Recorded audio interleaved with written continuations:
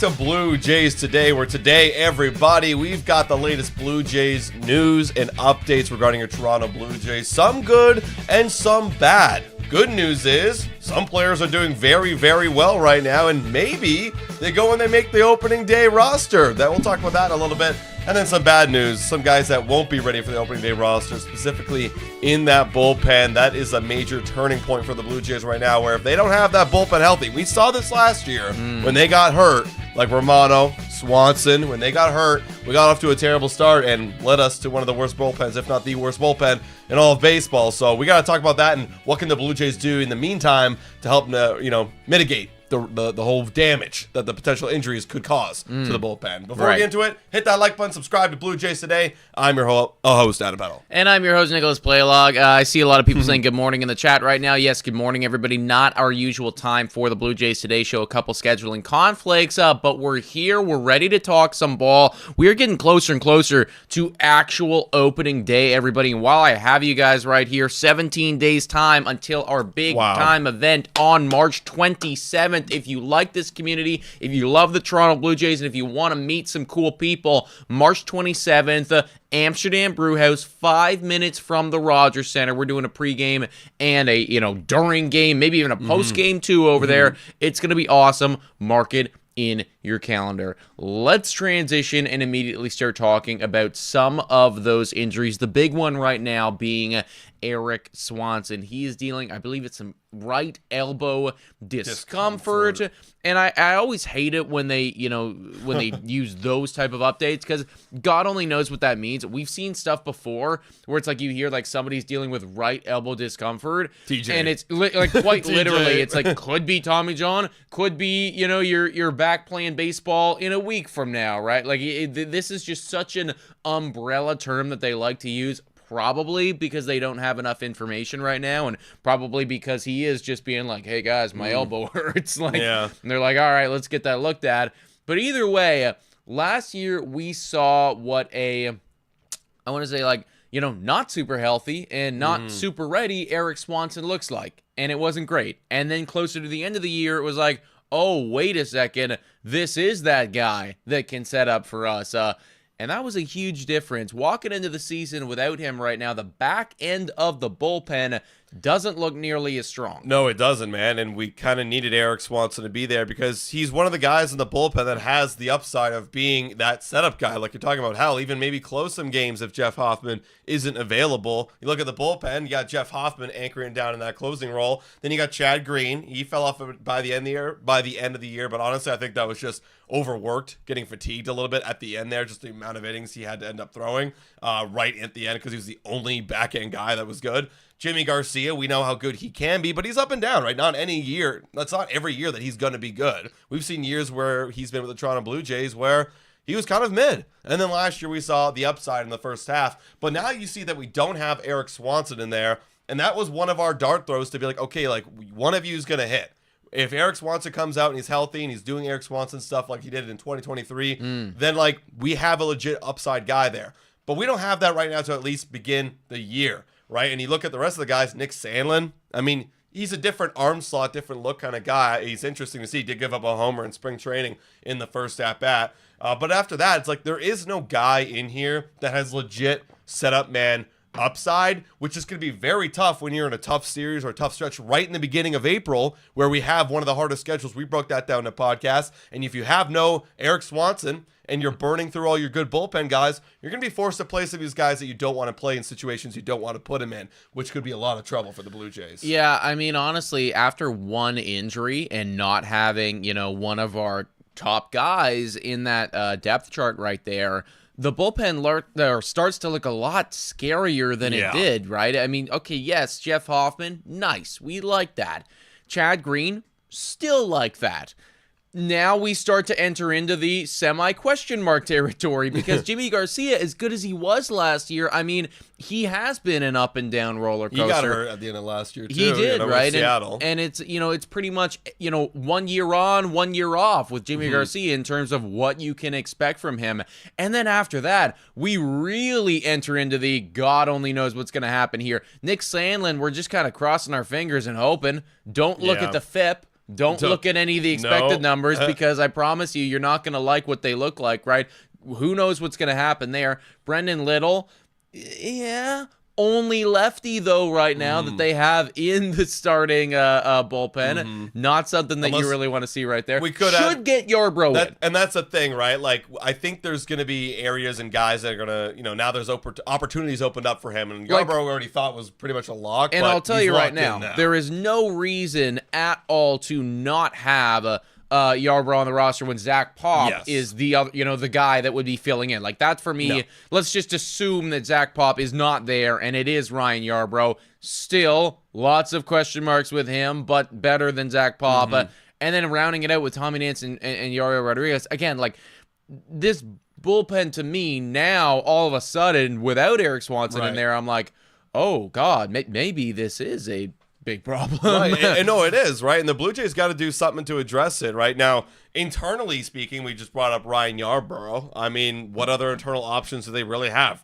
Easton Lucas, another lefty. Ryan Burr is injured. He was part of that injury report right there. Josh Walker, I mean, he's a young guy. He's still got a lot to prove right now. Actually, he's not that young anymore. Jeez, I'm old. 1994, that's almost 30 years old. Look, for me internally, there's not a lot of solutions here other than bringing up Yarbrough to fill up some innings. Honestly, it's time for them to start spending those bullets in that middle infield. I've been saying this since the beginning of camp. Why aren't we going and sending out these guys, sending out trade offers for some bullpen help for teams that maybe need a young middle infield player? We have way too many of those guys. Not every single one's going to make the team. A lot of guys are going to get cut. It feels like now more than ever we're seeing one injury to our bullpen and we're in danger. Well, we're gonna get injured all year long. Yeah. So we got to spend some bullets now and bring in some reinforcements. Can you flash over to the non-roster invites or just so we can see the list of like all of those guys that we have right now? He's got non-roster and the 40-man as well, because there's a bunch throughout right now. Not on the pitcher side of things, but the infielders that you're talking about right now. I just want to know exactly. Actually, go to the 40-man. And now that I'm thinking about it, go to the 40-man. Because, I'm thinking about somebody like an Addison Barger. I'm thinking about somebody like a Leo Jimenez. I am thinking about somebody like somebody in that outfield as well. There are names right here that, let's face it, they're just not going to get the amount of playing time that they may deserve on the Toronto Blue Jays due to an overpopulation at that position, right? Somebody like an Addison Barger, where is he going to go? How often is he going to fit into the lineup? If you could find a baseball team out there, I don't know, Miami, for instance, a squad that clearly doesn't have a very stacked offense at all, needs some young people in there, needs some guys that could end up being someone someday, and potentially does have an influx of bullpen arms that they'd be willing to get rid of, maybe specifically at the lefty or throwing from the left side. That'd be a really big positive, but, beggars can't be choosers.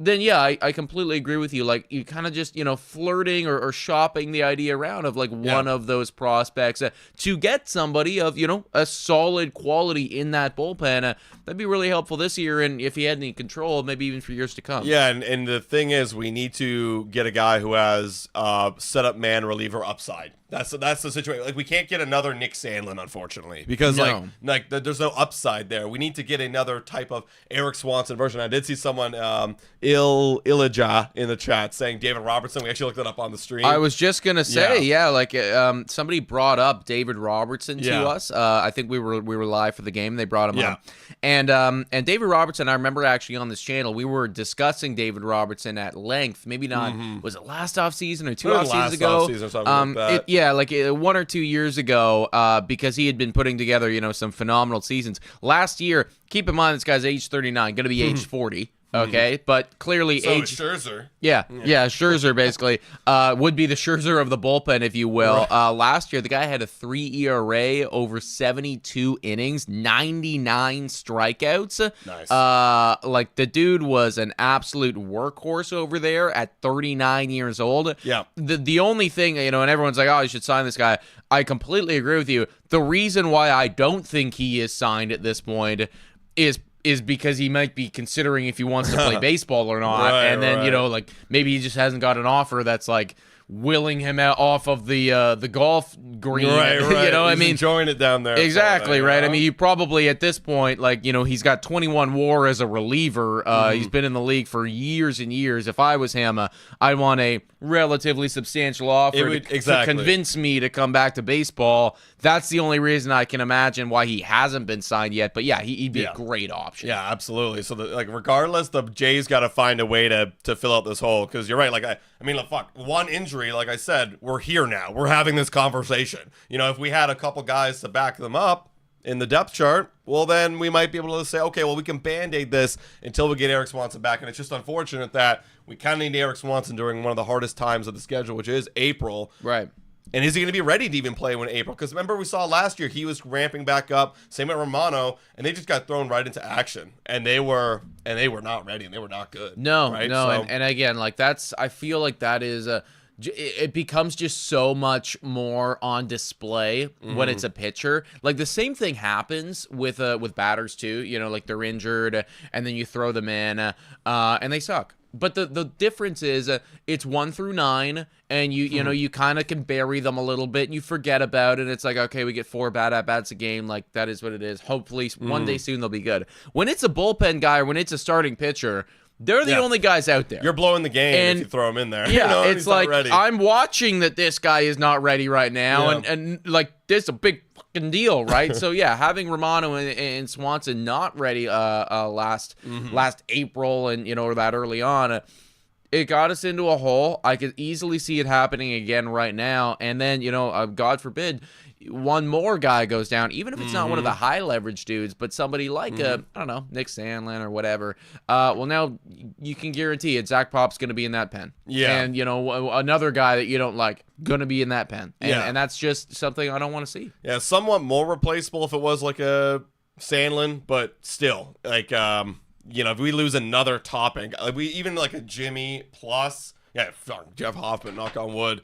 Like, we're cooked. So the Blue Jays, honestly, at this point, guys, if I was them, I'm looking to make them an addition somewhere or another, maybe multiple, just to add more depth, because you're right, we don't have much. We don't have much. So the Blue Jays, if they want to avoid another disaster of a year in that bullpen, they got to make a move soon. Let's give a quick shout out again. We did it right off the top, but let's give a quick shout out to Amsterdam Brew House, everybody. Like I said, and like Nick said, March 27th, we're going to be down at the Brew House, so book off your work opening day. We hope to see y'all there, guys. Ticket giveaways, merchandise giveaways, giveaway, free stuff. Is this triggering anything for anybody? It should. Does anybody want free stuff? Yeah. Right? Like, hell, I do. Let me just flip this over right here. Boom, there we go, Amsterdam Brew House.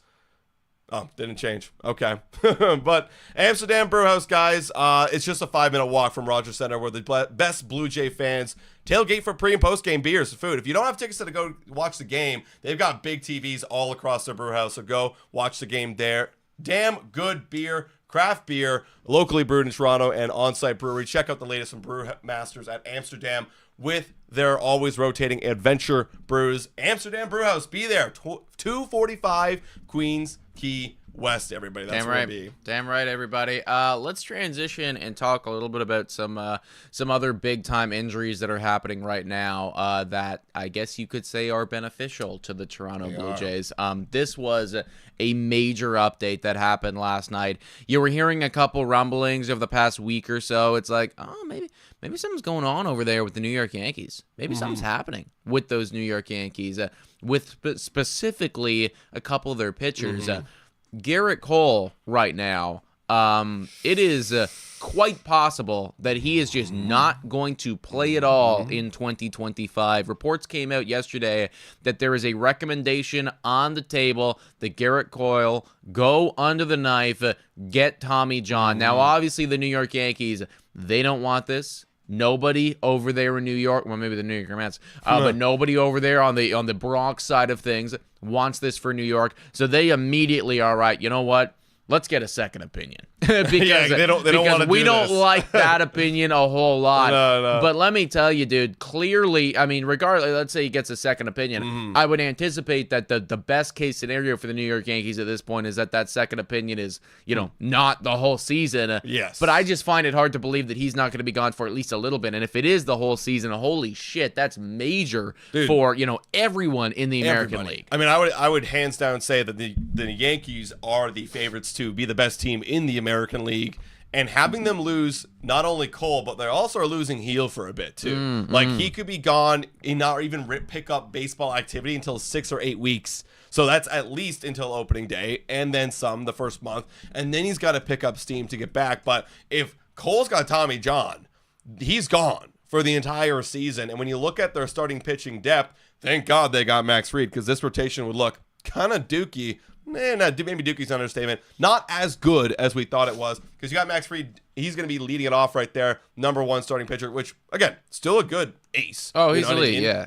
And then you got Carlos Rodon. He's up and down, man. Like all last year, up and down. End of the year with like just under a 4 ERA, which kind of felt right. Like he either had a great start or a terrible start, so it all kind of evened out. Marcus Stroman, who looked like he wasn't even going to be in the starting rotation, is right now slotted as their third pitcher. Clark Schmidt is going to be their fourth, who he wasn't supposed to make their starting rotation either. Then you got Will Warren, who's there at number 5. He right now is one of their prospects. And also another note to throw in here too, they also don't have Giancarlo Stanton. Yeah, he's hurt, and he could be gone for quite some time. Dude, so I'm looking at the headline right here. This is like, I mean, I'm getting triggered just reading this headline. Giancarlo Stanton has, in quotations, severe injuries in both elbows. Not just one. It's both arms are fucked right now. You can't play with both elbows hurt. That's the Like, what are you going to do? Like, swing with your torso? Like, this isn't, it's just not going to work, man. So,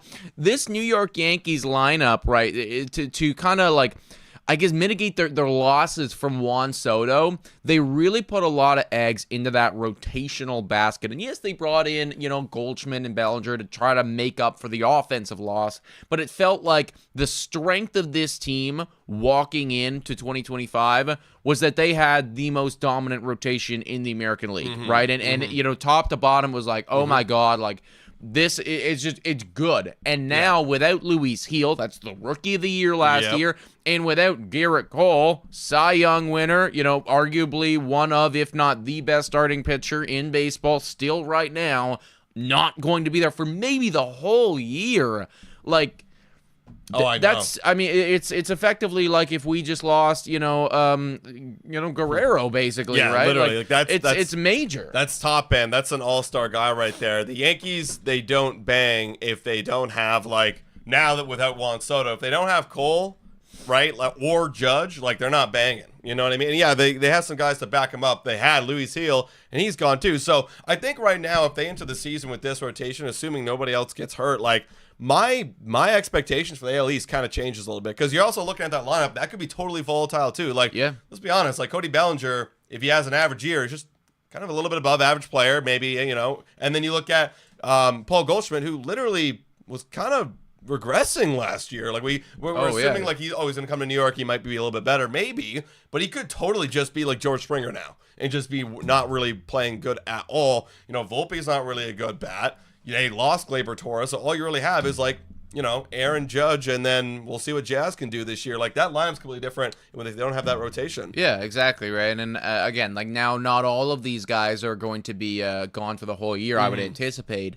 But, like, Garrett, I mean, it's not impossible to see Garrett Cole gone for the whole year, maybe even Stanton, too, and then Luis Seal. Those guys all together, I mean, it's not unthinkable to imagine that that's, like, 10 to 15 WAR. Collectively from the three of them right there, because of how much of an impact all of them have. So again, major update there for the New York Yankees. I don't want to say that it means that the AL East is like wide open or anything. I'd still put them up there. Like, they're still up there. Now the Red Sox and them are looking more even in my mind. Like, and Orioles are now like they're in the conference. I mean, like, it just feels like everything just got a little bit closer, and this isn't going to be the only injury update. Like, I'm sure that Boston's going to go through it. We're going to go. Everyone's going to go through it at some point.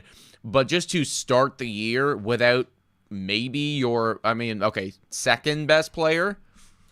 That's big. Yeah, That's big. It is, man. Also, shout out to Jared in here saying we're not winning the division this year. Jared, our OG Yankee fan who always comes in for the streams. Hey, like we just said, it could still be open, but we'll see. Yeah, and again, never look, never wish injuries on anybody. This sucks for you guys, but you got to imagine like the vultures are swirling right now, and like Boston's over there licking their chops, thinking it's time to capitalize. Absolutely. So that's the update right there for the Yankees. Big implications for the Toronto Blue Jays. Let's give another shout out here, everybody. The sponsors are coming in. Tim Hortons, everybody. Roll Up to Win is back. Except you only got until March 23rd. You can win some amazing prizes or even just a coffee, a donut. But you only got until March 23rd, so even less time than opening day. So get to your Tim's, your local Tim's store. Get rolling, everybody. We hope you guys win some amazing prizes. Just imagine you're on your way to work and you win a vacation. It's like, right. Oh my God, my whole month, my whole plans just all changed, and not for the worse, because that's usually how life goes. No, it's for the fucking better, For the everybody. better. So yeah, definitely hop on there, guys. It's the place to be. Let's talk about Mr. Alan Roden right now. This guy is giving everyone a serious run for their money. Now, at the beginning of spring training, if you would have asked me, is Alan Roden making the opening day roster, I would have said, there's a chance. But, more likely than not, Actually, I did say no. It's going to be a no. And, just a couple days ago, actually, we were doing this whole prospect kind of watch thing where it's like, are they going to make the opening day roster? Are they not? Feels like every day that passes, the chances, the odds of Alan Roden making it on to that opening day roster for the Toronto Blue Jays continue to increase. Yeah. He is 16 at-bats into spring training right now. The guy has 2 bombs. He's got an average of .438. He's getting on base 62.5% of the time. The OPS is better than Barry Bonds level right now. Now, obviously, all of these numbers are too insane to even to almost even put weight to, but the fact of the matter still remains, the kid is banging. He's 25 right now, which is starting to get up there for a prospect. He is expected to come up this year. He is the 5th overall prospect, and destroying the baseball is nothing new for Alan Roden, because last year he also had a great year in the minors in a big sample size. Like it feels like it's time to see what this guy has in MLB. He's accelerating. He was better at AAA last year than he was at AA. Like that's what all I need to hear. Like you literally got better with harder competition. And that tells you something. And also I like to note this here. I was trying to look for the walks. You can't see it right here. I couldn't find it on this page in particular, but look at that average to on base. Like not only is he banging the baseball, but he's selecting which pitches he wants to bang, and then when he's not getting them, he's getting on base. So if you ask me right now, you look at this Toronto Blue Jays lineup, you look at the outfielders. Offensively speaking, it's tough to tell because it is spring training, but could I believe that this guy, Alan Roden, in a full 162 has a better year than Mr. George Springer? Potentially. Where do you think? It's, again, like this could very well be the recency bias kicking in, but I'll put it this way. It's definitely not impossible that, mid-season we're looking at the numbers and it's like, right? Do you think that like Alan Roden in a full 162 would hit better than a 674, let's say, than George last year? I mean, I would be very disappointed if that wasn't the case, right? With what he's doing at this point, it feels like Roden is not destined to be Rookie of the Year or anything like that. Right. But deserving of a spot in MLB and somebody that, when he comes up, assuming he doesn't get, straight into his head with everything, should be able to make some type of strong impact. Off of the top, do I see them, like putting him in the lineup over George Springer? No. But can we see him finding a roster spot? Like, is there any way for this guy to make the opening day roster? And if he does, who needs to be kicked out for that to happen? Yeah, like the tough thing about it is if you're bringing up Alan Roden, you want him to get everyday playing time. Like you're not bringing him up to put him on the bench. I don't think anybody wants to see that because he's going to get cold. He's going to get in his head like we're talking about being a young kid at the major leagues. If he's coming up, you got to insert him anyway every single day. Right now, I don't see a realm of that happening because you got, unless Varsho starts the year on the IL and they just can't fathom playing Joey Loperfido, which I don't think is going to, I think they're going to play Joey Loperfido to begin the year. But like, there needs to be an avenue where some point down the line in this major league season where there's an injury, where there's an underperformance, and it's like, all right, Allen is banging in AAA yet again, shocker. Now let's bring this guy up and he can play every single day. So right now, if I were to still bet on it, I don't think so, because I think they're going to rock with the guys they have right now to begin at least the year, and then we'll address it later down the line. I could see, like, I hear you, and I get what you're saying. I could see a reality, though, where, you know, it is, like, Roden does get the call. Maybe Loperfido is not the guy. You know, maybe they say, no, Loperfido, we're going to do Roden. You know, like, can they get by with him? And I think we had this conversation on the previous podcast. Can they get by with him playing 4 games out of 6? You know, they like, can find like that. If they can try to, you know, like there's a way to maneuver it where, like, right now we're all just kind of assuming that it's like, okay, Will Wagner's going to be DH every single day, or you know what? That's like, the guy blocking him right now. Because you could rotate him. That's the thing. Like, can those two guys kind of share that DH role, and then it's, you know, this guy here. You know how you get it? You get Vladdy playing third more. And that means less Ernie Clement, because if you move Vladdy to third, then you got Will playing first, and then you can have Allen in the field or swapping one of the guys out there. There's a way for it to happen. It's just a hard mesh right now. It's an awkward fit until, you know, the need becomes apparent. Well, you know, I'm just wondering, though, it's like, yeah, like, because there is a way. Like, obviously, it takes a little bit more finagling, but it's starting to become one of those things where he's playing at such a high level, it's hard to ignore. And now you start to, if I'm John Schneider and if I'm, you know, the guys over there, I'm going, okay, let's figure this out. How do we make this work?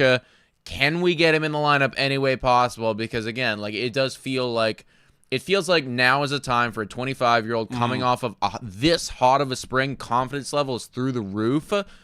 Can we get him into this lineup? What can we do? That's why I'm wondering if they play the service time thing and they send him down for like 3 weeks in AAA, have him have a bigger sample size every day at bats against like AAA guys. Service time could be a factor as well. And that could be a factor. And then they're like, all right, now bring him up. So like, if I were to bet anything, I'm thinking, don't, you know, this spring wasn't for nothing. He's definitely proven himself. Everybody's taken notice. He's like reminding me last year of Spencer Horwitz, but better. You know what I mean? In terms of the excitement. I love Spencer Horwitz, but if Allen did what Spencer Horwitz did at minimum, we got to win. We're absolutely winning. Yeah, I mean, similar conversation. I kind of hope it doesn't happen this year, like what happened with Allen or with Spencer Horwitz, because you know, last year with Horwitz, we were screaming for like it felt like way too long to get him up, and then he finally came up. And he was great at baseball.